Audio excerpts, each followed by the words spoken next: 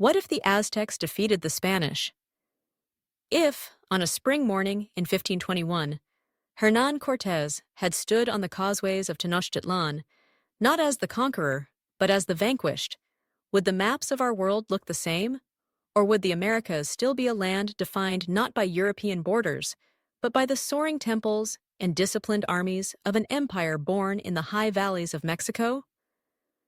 In our reality, the Aztec Empire, vast, wealthy, and dazzlingly complex, fell with terrifying speed to a few hundred Spaniards armed with steel, gunpowder, horses, and unseen allies in the form of European diseases that swept through the population like a silent plague. By August of 1521, the shimmering city that seemed to float upon Lake Texcoco lay in ruins, its causeways soaked with blood, its temples torn down, its canals clogged with bodies. Spanish banners rose where eagle warriors once guarded the sacred precincts, and the fate of a continent was sealed for centuries to come. But history is rarely as inevitable as it appears in hindsight. It hinges upon moments so small they are almost invisible: a message intercepted, a sudden storm, a commander hesitating at the wrong instant. In this imagined world, the turning point comes in the chaos of La Noche Triste, the night of sorrows, when the Aztecs do not merely drive the Spaniards out of the city, but annihilate them. As Cortés and his men attempt their desperate nighttime escape across the causeways, weighed down by stolen gold, the heavens open and the rains turn the causeways into treacherous paths. Warriors in canoes close in from the dark waters, arrows and obsidian blades finding their marks. Cortés, caught in a press of fighting near a broken section of causeway, is struck down. His lieutenants fall beside him. Malinche, the translator, whose words bridged worlds, is seized and dragged into the city. Panic spreads among the Spaniards, and discipline collapses. Men fling their armor into the lake to swim for safety, only to be dragged under by warriors or drowned by the weight of their greed. By dawn, the causeways are littered with Spanish corpses, their gleaming armor dulled by blood and rain. Survivors, few and broken, stagger into the countryside, only to be hunted down by patrols or captured by villages eager to please the Aztec rulers. News of the victory spreads like fire through the valley. Tribes that had allied with the Spaniards, lured by promises of independence from Aztec tribute, waver. Some dissolve their alliances immediately, fearing the wrath of Tenochtitlan. The Tlaxcalans, bitter enemies of the Aztecs and the Spaniards' most crucial native allies, find themselves surrounded and cut off from Spanish aid. Emperor Cuitlahuac, who in our history ruled for only a brief time before succumbing to smallpox, survives the outbreak in this version of events, perhaps through some twist of fate or a milder strain. He rallies the city's forces, declaring that the gods have favored the Mexica, and that this victory proves the foreigners are mortal after all. The captured Spanish weapons are studied and imitated, their steel blades and crossbows examined by Aztec craftsmen. Cortés's severed head is displayed upon a great rack alongside those of other invaders, a grim warning to any who would follow. On the shores of Veracruz, the few Spanish ships that remain find themselves isolated and leaderless, their crews demoralized and unwilling to risk the journey inland. By the year's end, the last Spaniard has been driven from the Valley of Mexico. Those who survive the retreat crawl back to the ports of Cuba with tales of a golden city guarded by death itself.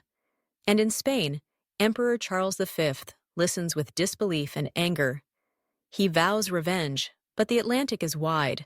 His armies are already tied down in the shifting battlefields of Europe, and his coffers are strained by wars against France and the rising Ottoman threat. For now, the Mexica Empire stands not as the doomed civilization of our textbooks, but as a bloodied, unbroken power, staring toward an uncertain horizon, ready to meet whatever sails appear again on the eastern seas, not as prey, but as a hunter waiting for its chance to strike. The months following the destruction of Cortés's expedition become a crucible in which the Aztec Empire forges its survival strategy. For Cuitlahuac knows that the Spaniards are not a singular threat, but the vanguard of a greater tide from across the sea. a tide that will return in greater numbers with more ships, more guns, and more hunger for gold. His first act is to consolidate the valley, sending emissaries to the once rebellious tributary states, not merely with threats, but with offers of renewed partnership, easing tribute demands, granting local nobles greater autonomy in exchange for loyalty against the foreign menace. The Tlaxcalans, isolated and fearing annihilation, are offered a bitter choice: bend the knee or face destruction. When they refuse, Aztec armies march with a fury unmatched in recent memory, burning villages, seizing captives, and crushing their warriors in pitched battle. The surviving Tlaxcalan leaders are paraded through Tenochtitlan, not as humiliated slaves, but as symbolic converts, forced to swear allegiance before the Great Temple. Meanwhile, the captured Spanish weapons are dismantled piece by piece, their secrets unlocked by the finest artisans in the empire. Blacksmiths, working day and night, attempt to reproduce steel edges using local ores and new forging techniques learned by observation and experimentation. The crude muskets and crossbows are studied not only for their construction, but for their tactical use, and soon Aztec workshops produce the first experimental firearms, primitive, slow to load, but terrifying when fired in massed volleys. Horses, the strange beasts that had given the Spaniards such mobility and shock power, are now in Aztec hands, trained for war with riders drilled in mounted combat. But the emperor's vision stretches beyond weapons. He understands that to face the Europeans on equal terms, the Mexica must expand their reach and their knowledge. Canoes give way to larger ships, inspired by the Spanish vessels left at Veracruz, and shipwrights from coastal allies are summoned to design hulls capable of venturing into deeper waters. Small expeditions are sent along the Gulf Coast to scout for other potential landing sites the Spaniards might use, and fortified watchtowers rise along the shoreline, each garrisoned with archers and warriors armed with captured muskets. Envoys are dispatched southward toward the Maya, and northward toward the mysterious peoples of the deserts, seeking alliances and trade in materials the Mexica cannot easily obtain. The empire's priests, interpreting omens in the wake of victory, declare that the gods have not only spared Tenochtitlan, but commanded it to become the shield of the world against the pale-skinned invaders. This divine mandate becomes a rallying cry, woven into the empire's festivals, songs, and public ceremonies, transforming the narrative of survival into one of destiny. Yet beneath the triumph runs a current of dread. Traders bring rumors of Spanish fleets gathering in the Caribbean, of fresh troops landing in Cuba, of Portuguese ships probing the southern coasts. The empire's spies, newly sent to distant ports, report that these Europeans are not united. Spain has rivals in France and England, and the Portuguese claim seas of their own. But all share the same insatiable desire for wealth and dominion. Cuitlahuac understands that the second wave will come not as a raid, but as a war of annihilation, and so he begins to prepare his people for a siege of the entire continent. Farmers are ordered to increase maize production, granaries are expanded, and roads leading to the capital are widened for rapid troop movement. Young warriors train in new formations, combining the disciplined ranks of eagle and jaguar warriors with the disruptive shock of cavalry and the thunder of musket fire. Slowly, the Aztec Empire transforms from a regional hegemon into a militarized state poised for continental defense. And as the summer of 1522 dawns, fishermen on the coast spot distant sails once more, white against the horizon like the wings of a vulture circling above a wounded beast. But this time, the beast is ready to bare its fangs. When the second Spanish fleet emerges from the morning mist of the Gulf in late summer 1522, its commanders believe they are sailing toward an empire weakened by disease and civil unrest, ripe for a swift conquest that will avenge the humiliating death of Cortés. But what they find instead is a shoreline bristling with watchtowers and fortified harbors, their walls painted in vivid colors depicting Aztec warriors standing triumphant over pale-faced corpses, a message as clear as it is defiant. The fleet, larger than the first expedition, carries hundreds of soldiers, dozens of horses, artillery pieces, and priests bearing crucifixes meant to sanctify the land in Spain's name. Yet as the ships approach, volleys of arrows, sling stones, and the sharp cracks of muskets ring out from concealed positions along the dunes. Canoes dart from hidden inlets, carrying warriors who swarm the shallows, loosing flaming projectiles toward the anchored vessels, forcing the Spaniards to hastily weigh anchor and seek a safer landing further along the coast. Days turn into weeks as the fleet probes for a weakness, but every inlet is guarded, every cove watched, and each attempt to land is met with organized resistance that drives the Spaniards back into their ships. Inland, Cuitlahuac has mobilized a vast army, drawing not only from the Valley of Mexico, but from allied and newly subjugated territories, marching them in disciplined columns toward the coasts while supply caravans ensure that the warriors are well fed and equipped. Spanish commanders, bewildered by the sheer scale of this coordinated defense, begin to suspect that they face an enemy who has learned from their own methods. Muskets crack from behind palisades, horsemen ride in sudden charges against landing parties, and shields of hardened cotton layered with lacquer absorb the blows of steel blades. The Spaniards still possess superior metallurgy and armor, but their advantage is blunted by the Aztecs' overwhelming numbers, intimate knowledge of the terrain, and refusal to engage in battles of the Spaniards' choosing. Instead, the Mexica employ a new style of warfare: hit-and-fade raids on supply lines, night attacks on camps, and sudden ambushes in mangrove channels where heavy armor becomes a curse. Weeks pass, and the fleet's provisions run low. Sickness begins to spread in the cramped holds, and morale sinks as the tropical storms roll in.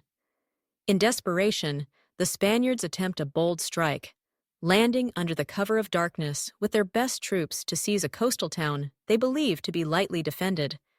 But the town is a trap, its streets empty save for hidden warriors waiting in silence until the Spaniards are deep within, at which point drums thunder, conch shells wail, and every alley erupts with warriors, raining obsidian and steel upon the intruders. By dawn, the survivors have retreated to their ships, leaving behind their dead, their wounded, and their dreams of an easy conquest. In Spain, such setbacks are unthinkable, but here on the edge of the New World, the myth of European invincibility has been shattered for the second time in as many years.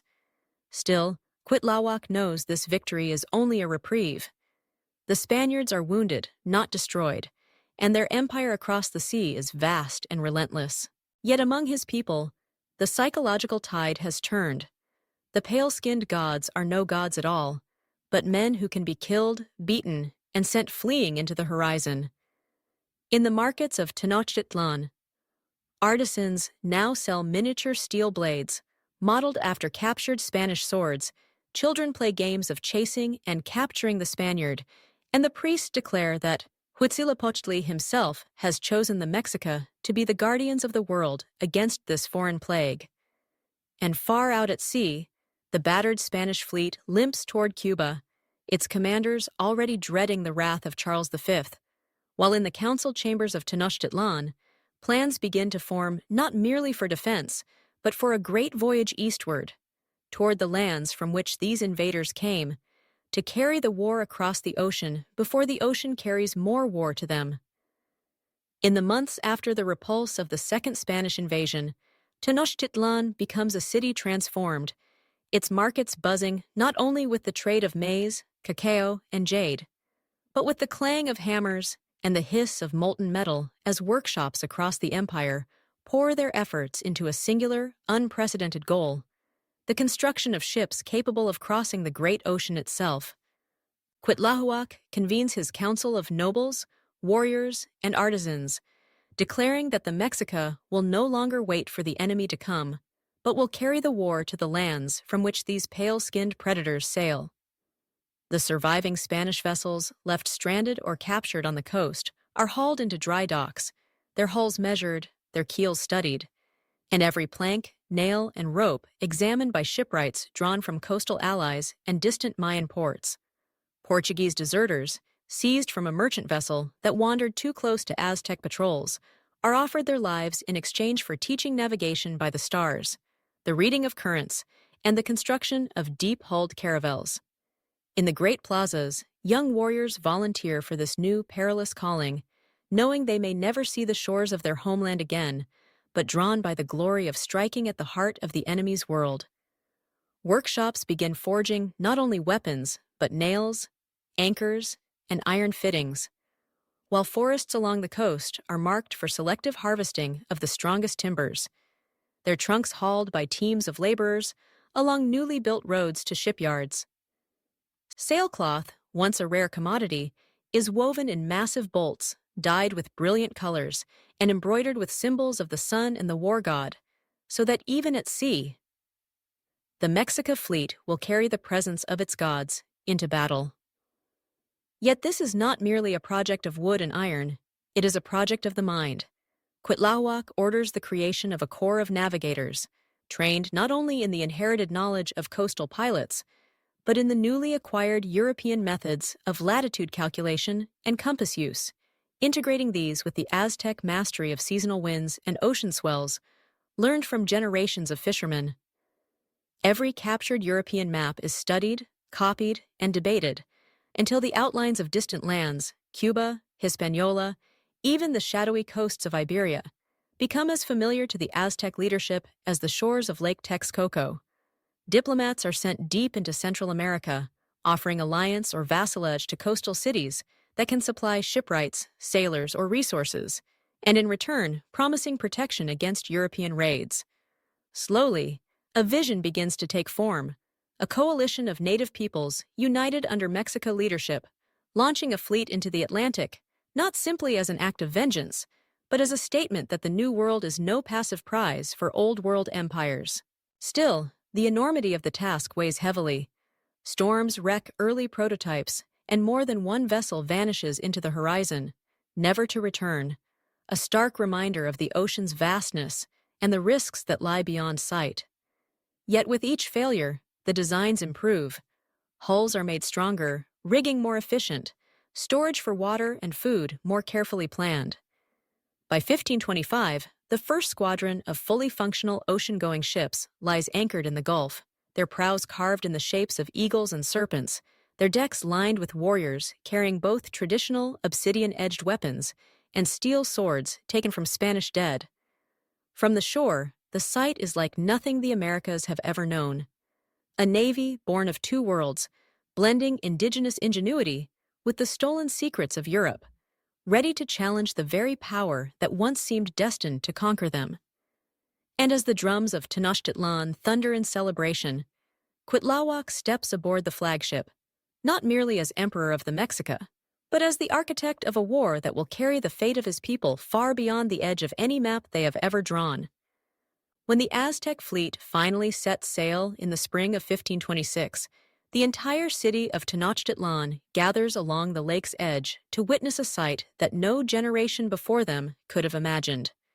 Towering ships with sails like the wings of giant birds, painted in the colors of the sun, slipping down the Gulf Coast toward the open horizon. Their decks crowded with warriors in feathered headdresses and steel breastplates.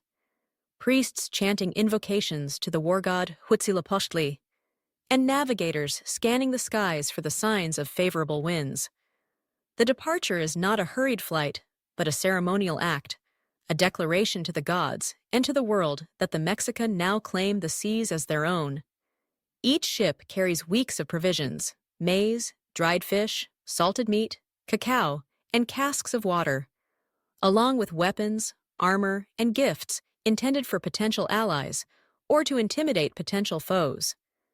The fleet is a blend of technology and tradition, its hulls shaped in the European style, but adorned with Aztec carvings, its sails stitched with the symbols of eagles, serpents, and the blazing sun, so that every vessel becomes both a warship and a moving temple. For weeks they hug the familiar coasts, stopping at friendly ports in the Maya lands and the isles of the Western Caribbean, gathering intelligence from traders and fishing captains who speak of European ships moving between Cuba, Hispaniola, and Spain. Finally, under cover of night, they pass beyond the last sight of land and into the vastness of the Atlantic. The crossing is a trial of endurance and will. Storms batter the ships, and some days the sea is so still that progress slows to a crawl, the sails hanging limp as the sun beats down. Men grow restless, some frightened by the endless water, but the navigators, blending Spanish instruments with indigenous reading of stars and swells, keep the fleet on course. They encounter whales that surface like living islands, schools of fish that shimmer like silver rivers beneath the hulls, and birds that vanish when land is farthest away. Weeks turn into more than a month, until at last a cry rings out from the prow of the lead ship. Land. It is not the coasts of Iberia, but one of the Canary Islands, a vital waypoint for European fleets. The Aztecs approach cautiously, anchoring beyond the range of shore-based cannon, and send swift canoes forward under the guise of parley. The Spanish garrison, expecting perhaps traders or fishermen, instead finds itself staring into the faces of warriors in jaguar skins and feathered cloaks, bearing steel swords and speaking a language none of them understand. What follows is swift and brutal. Under the cover of darkness, the Aztec fleet surrounds the harbor, warriors scaling the docks in silence before unleashing chaos, torches hurled into storehouses, arrows raining onto the defenders, and muskets cracking in the night. By dawn, the garrison is dead or scattered, and the Aztecs have seized the island's supplies, charts, and shipwright tools. Word of the attack spreads across the Atlantic lanes like wildfire. In Seville, merchants whisper of a barbarian fleet prowling the ocean, and in Lisbon, Portuguese captains begin refusing to sail without heavy escorts. But for Cuitlahuac, the capture of the Canaries is more than a victory. It is a forward base, a stepping stone from which the Mexica can strike at the Iberian Peninsula itself. As the fleet repairs and resupplies on the captured island, scouts chart the currents leading northeast toward Spain. The emperor walks the shore at sunset, gazing toward that distant coast, knowing that when the prows of his ships next cut the waves, they will carry the war into the very heart of the empire that once dared to cross the ocean and claim his world. The summer of 1526 turns to autumn as the Aztec fleet departs the Canary Islands under a sky streaked with crimson, the prows of its ships cutting through the Atlantic swells toward the Iberian coast, their sails taut with the west wind that once carried Spanish conquest to the shores of Mexico, but now drives its reversal. Cuitlahuac stands on the deck of the flagship, eyes fixed on the eastern horizon, where the old world waits unaware of the storm approaching. The journey from the Canaries to the Spanish mainland is shorter than the Great Crossing, yet the stakes are infinitely higher. This is no raid on an outpost, but an incursion into the heart of European power. Navigators steer for the less guarded southern coast, where the Guadalquivir River winds inland to Seville, the beating heart of Spain's treasure fleets.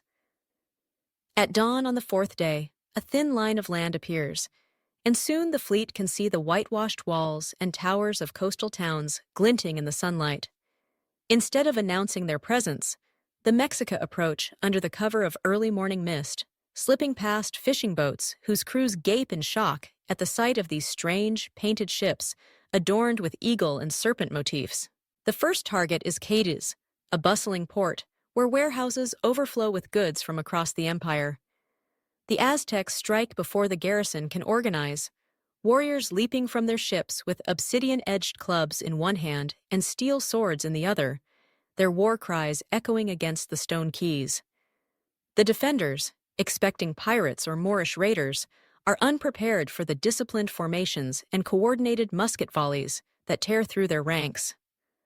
Within hours, the harbor is in Aztec hands, its ships burning, its docks piled with seized weapons, provisions, and silver. Smoke rises in black columns visible for miles, and panic spreads inland as messengers race to warn Seville. Instead of holding Cadiz, Cuitlahuac orders the fleet to strike swiftly and vanish, leaving behind only destruction and fear, for his purpose is not to occupy but to unnerve, to force Spain to divert its fleets from the Americas, to prove that the ocean is no longer a one-way road of conquest. In the following weeks, the Aztecs raid along the Andalusian coast, hitting small towns and isolated watchtowers, capturing European sailors and merchants whose knowledge of local currents and defenses becomes as valuable as gold. These captives speak of growing unrest in Spain. The crown is burdened by wars in Italy, rebellions in the Low Countries, and the looming threat of the Ottoman Turks in the Mediterranean. The idea that an indigenous power from across the Atlantic has brought war to Spanish shores spreads like a contagion, undermining the aura of European invincibility.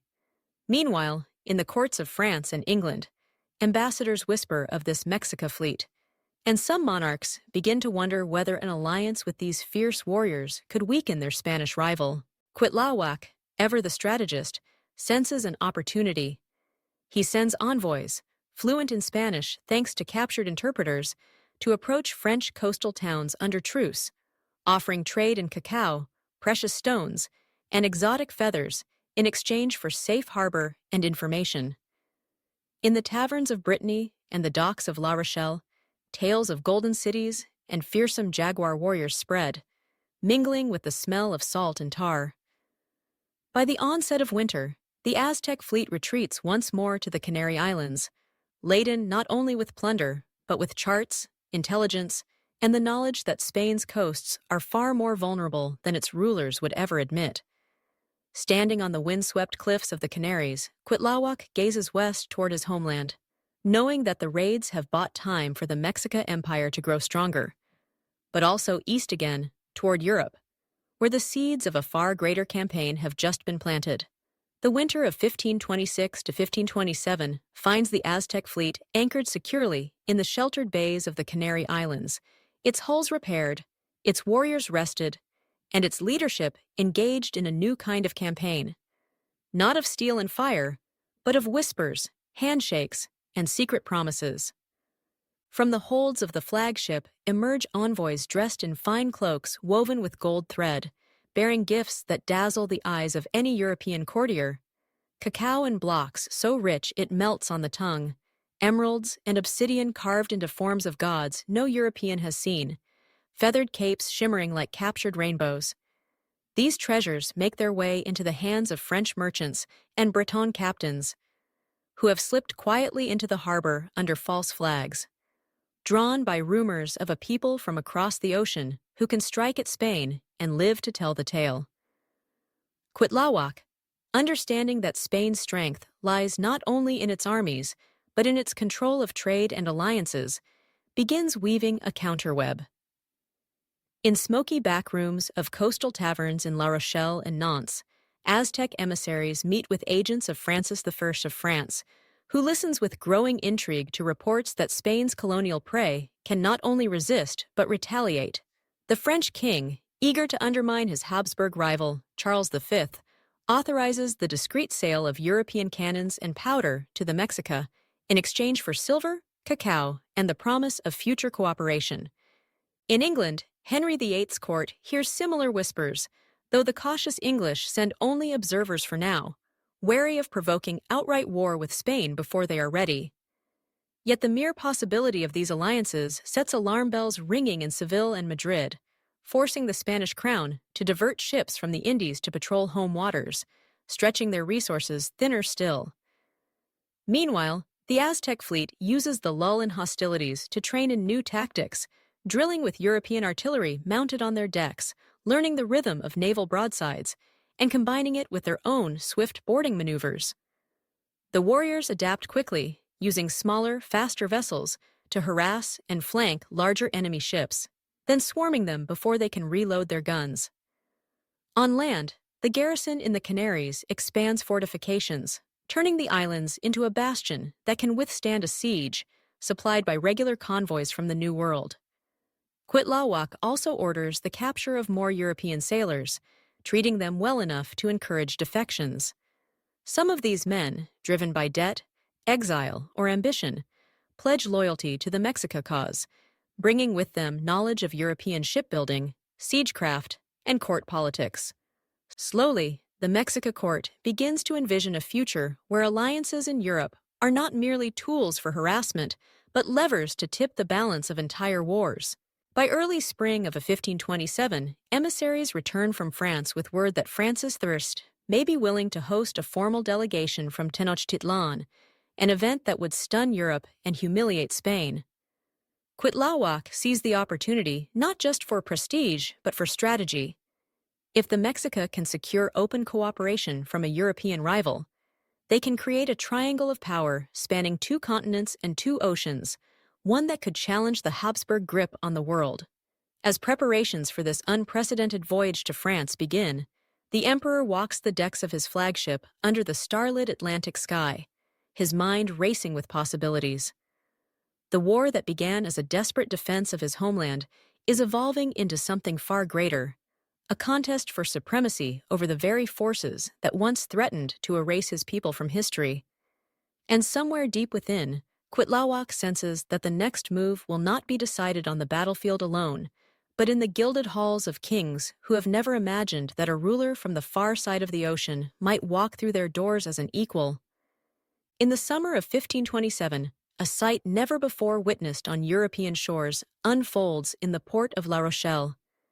Towering ships bearing sails painted with golden suns and crimson serpents glide into the harbor, their prows carved into fierce eagles and jaguars, their decks lined with warriors in plumed headdresses and steel breastplates that flash in the afternoon light.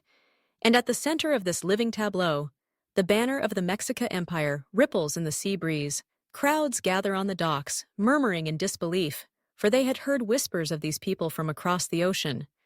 Warriors who had slain Cortés, burned Spanish towns, and carved their own path into the heart of the Atlantic. But few had believed such tales until now. The French officials, forewarned by secret correspondence from Francis I's court, greet the delegation with a blend of formality and curiosity, leading them through streets lined with merchants craning to glimpse the strangers whose capes shimmer with iridescent feathers and whose ornaments glint with gems no European craftsman could replicate. The journey to Paris is a procession unlike any other. Wherever they pass, peasants and nobles alike stare, children chase the train of attendants, and local chroniclers scribble furiously to capture the image of warriors from the far side of the world walking the roads of France as honored guests rather than captives or curiosities. When at last they arrive at the court of Francis I, the king receives them in the grand hall at Fontainebleau, beneath vaulted ceilings painted with scenes of triumph and empire. The leader of the delegation, a high-ranking noble speaking through an interpreter captured years earlier from Spain, delivers Cuitlahuac's message. The Mexica Empire offers alliance, trade, and mutual defense against the predations of Spain, in exchange for weapons, shipbuilding expertise, and recognition as a sovereign power equal to any kingdom in Europe. The court gasps at the audacity, for never has a non-European ruler addressed a European monarch as an equal, much less demanded terms in such a direct manner. Yet Francis, ever eager to weaken his Habsburg rival, listens with a gleam in his eye. He orders a private council, during which his advisors debate the risks and rewards of such an alliance. The risks are clear. Openly siding with the Mexica could provoke war with Spain, yet the rewards, access to New World riches without the expense of conquest, a maritime partner capable of harassing Spanish shipping, and the prestige of forging an unprecedented transoceanic alliance are tempting beyond measure. Over the following weeks, discreet negotiations take place. French gunsmiths and shipwrights are introduced to Aztec artisans, exchanging techniques and designs under the guise of cultural exchange, while French merchants quietly load their ships with cacao, precious stones, and exotic textiles bound for the markets of Lyon and Bordeaux. Rumors of the alliance leak into Spain through spies, sparking outrage in the court of Charles V, and forcing the emperor to contemplate the unthinkable. A two-front conflict, with France pressing in from the north, and an emboldened Mexica Empire striking from across the sea. By the time the delegation departs Paris, escorted with honors and bearing signed agreements sealed with the fleur-de-lis, the course of history has bent irrevocably. The Mexica returned to the Canary Islands with French artillery, naval blueprints, and the promise of coordinated operations against Spanish interests in the Atlantic.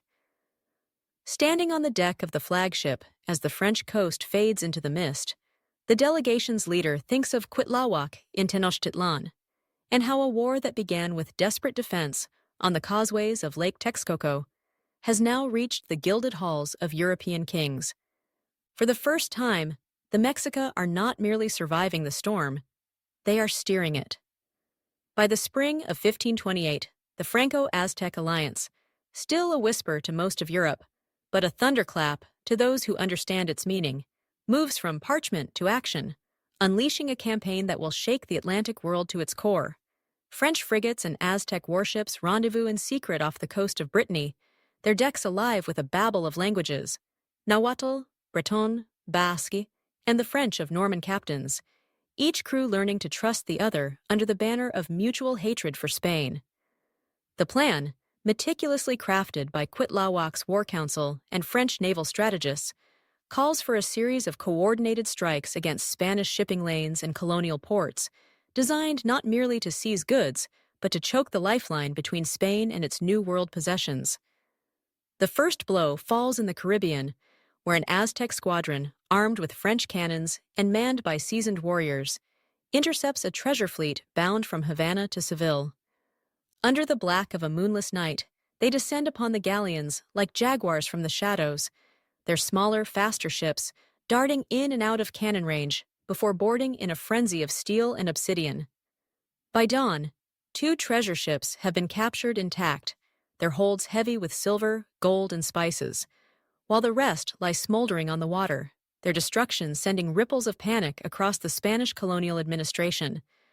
Almost simultaneously, French ships strike at Spanish ports along the Basque coast, drawing the attention of Spain's northern fleets and preventing them from rushing to the Caribbean's aid. This 1-2 blow, timed with ruthless precision, is followed by weeks of relentless harassment.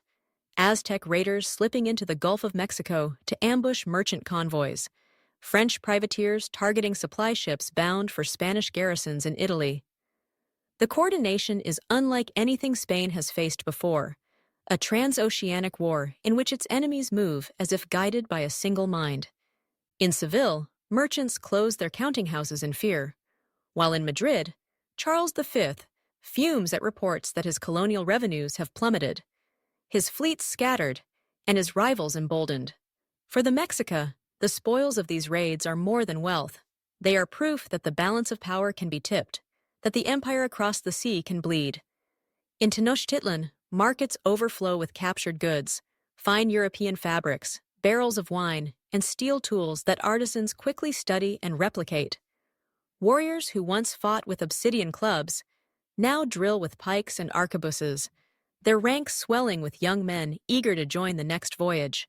French gunsmiths and Aztec metalworkers labor side by side in newly constructed foundries, producing weapons that blend the precision of European design with the ornate craftsmanship of the Mexica.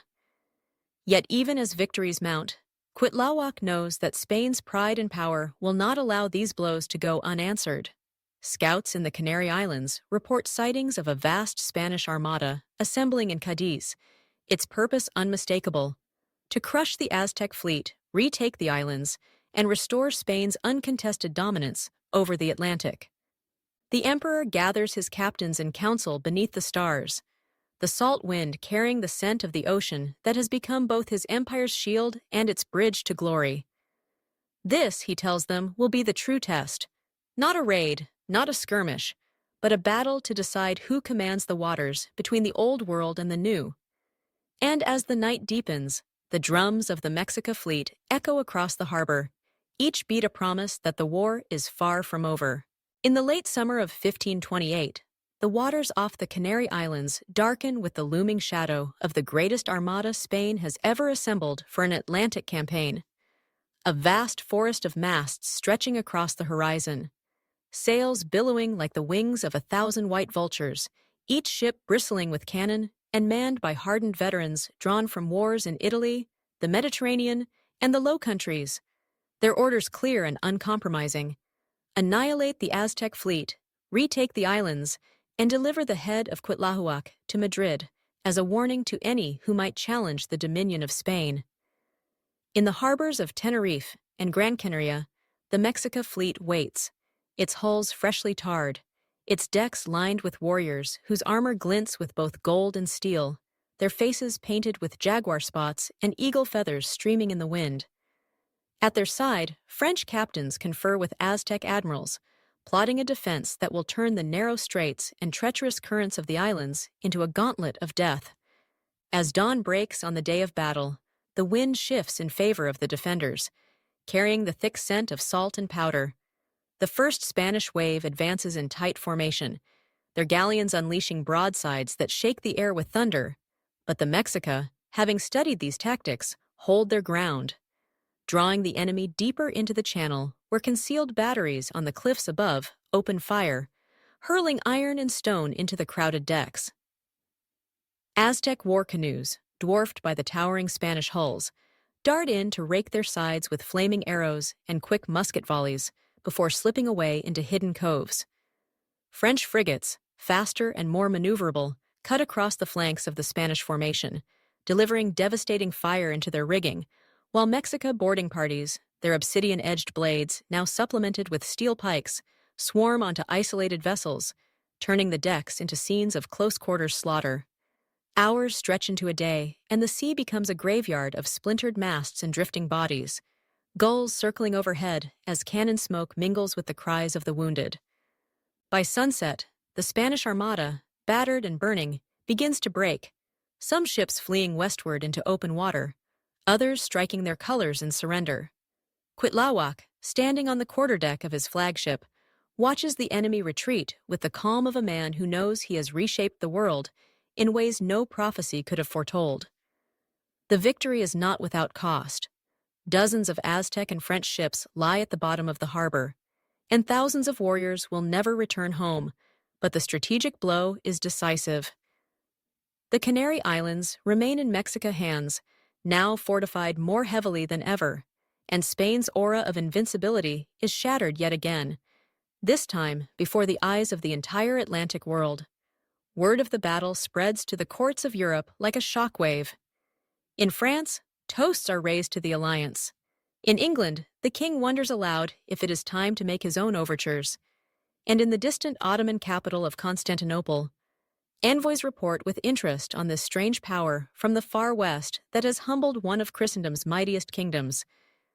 In Tenochtitlan, news of the victory is met with festivals that last for days, the temples draped in banners, the streets alive with song and dance, and the empire's people beginning to believe that their destiny may stretch not only across the seas but across the centuries. Yet in the quiet hours after the celebrations, Cuitlahuac considers the truth that every great victory carries within it the seed of the next great challenge, for Spain, though wounded, will not vanish, and other powers, friends today, may one day see the Mexica as rivals to be cut down. Still, for this moment, the ocean is theirs, and the causeways of Tenochtitlan are safe beneath the watchful eyes of gods who have seen their people rise from the brink of destruction to command the tides themselves.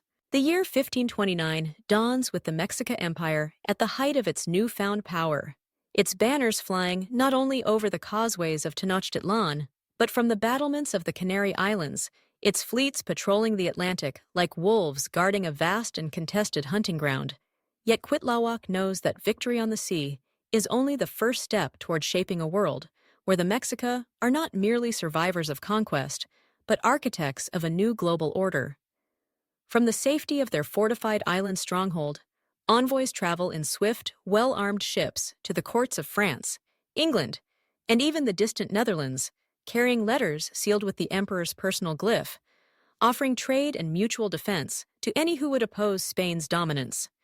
In Paris, Francis I formalizes the alliance, agreeing to joint expeditions into the Caribbean and promising to send master shipwrights and gunners to Tenochtitlan itself, a gesture so unprecedented that Spanish diplomats accuse him of heresy against the natural order of Christendom. In England, Henry VIII, sensing opportunity in the weakening of his continental rival, dispatches merchants and unofficial agents to the Canary Islands, where they strike lucrative deals for cacao, dyes, and precious metals, their ships returning to London with cargoes that cause a frenzy in the markets. Even the Portuguese, wary of Spanish overreach and protective of their own routes to Africa and the East, begin tentative talks with Mexica envoys, intrigued by the prospect of a counterweight to Spanish aggression in the Atlantic. Meanwhile, across the ocean in the New World, the Aztec influence spreads far beyond the Valley of Mexico. Former enemies in Central America, seeing the fate of Spain's armies, begin to pledge allegiance, or at least tribute, drawn by both fear and the promise of protection under the empire's expanding naval shield. Mexica's shipyards along the Gulf Coast hum with activity, blending European and indigenous designs into a new generation of warships capable of longer voyages and heavier broadsides.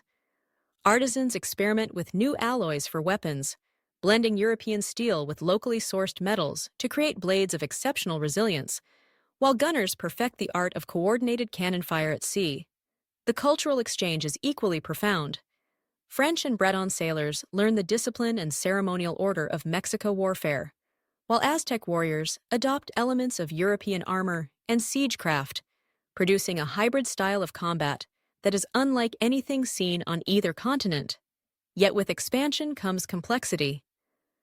Some in the Mexica court warn that alliances with Europeans will inevitably draw the empire into wars that do not serve its own interests, while others argue that to dominate the Atlantic, the Mexica must plant their influence deep into European politics, ensuring that no coalition can rise against them. Cuitlahuac, ever the strategist, walks a careful line, securing trade privileges, military cooperation, and political recognition without yielding the independence or cultural identity of his people.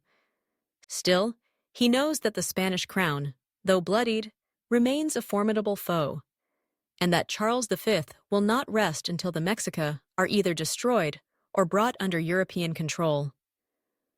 Reports from spies in Seville speak of a new armada being planned, not merely to retake the Canaries, but to launch a massive campaign directly against Mexico itself, bypassing the fortified islands entirely. The emperor understands that the next phase of this struggle will not be won solely on European shores or in Atlantic waters. It will be fought in the very heart of the New World. And so, as winter turns to spring, orders go out across the empire. Fortify the coasts, strengthen the armies, and prepare the people for a war that will decide whether the Mexica remain masters of their destiny or become another chapter in the chronicles of European conquest. The summer of 1530 brings the war to its final, searing climax. As Spain, desperate to reclaim its pride and its colonial lifeline, launches the largest transatlantic expedition yet, a fleet of over 100 ships carrying soldiers, horses, siege engines, and priests tasked with reclaiming Mexico in the name of the Crown and the Cross, their orders clear. Bypass the heavily fortified Canary Islands, cross the Atlantic in one relentless push, and strike directly at the heart of the Mexica Empire before its allies in Europe can intervene.